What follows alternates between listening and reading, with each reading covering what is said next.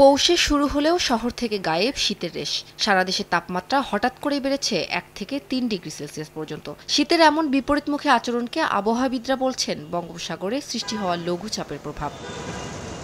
লঘুচাপটি এবছরের প্রথম বৃষ্টিবলয়। এটি ঘূর্ণিঝড়ে রূপ না নিলেও রাজধানী সহ দেশের উপকূলীয় এলাকায় ঝরাবে মাঝারি থেকে ভারী বৃষ্টিপাত, যা স্থায়ী হতে পারে আগামী রোববার পর্যন্ত। আপাতত এই সুস্পষ্ট লঘুচাপ আর ঘনীভূত হওয়ার সম্ভাবনা নেই এবং এখান থেকে নিম্নচাপ বা সাইক্লোন হওয়ার সম্ভাবনা আপাতত নেই। খুলনা বিভাগ, বরিশাল বিভাগ, চট্টগ্রাম বিভাগ এবং সেই সাথে ঢাকা বিভাগের যে দক্ষিণের যে অঞ্চলগুলো আছে, কোথাও কোথাও হালকা বৃষ্টি, কোথাও কোথাও মাঝারি ধরনের বৃষ্টিপাতের সম্ভাবনা আছে। এদিকে লঘুচাপের প্রভাবে শীতের তীব্রতা কমে এলেও তা বাড়তে পারে 25 ডিসেম্বরের পর। কোথাও কোথাও দেখা দিতে পারে ঘন কুয়াশা। যখন বৃষ্টি শেষ হয়ে যাবে তখন তারপর থেকে কিন্তু তাপমাত্রা কমতে থাকবে, শীতের প্রকোপতা বৃদ্ধি পেতে থাকবে। তীব্র শীতের প্রভাব বয়ে যাওয়ার সম্ভাবনা আছে দু একবার, তবে মাঝে মাঝে কিন্তু ঘন কুয়াশার আবির্ভাব হবে।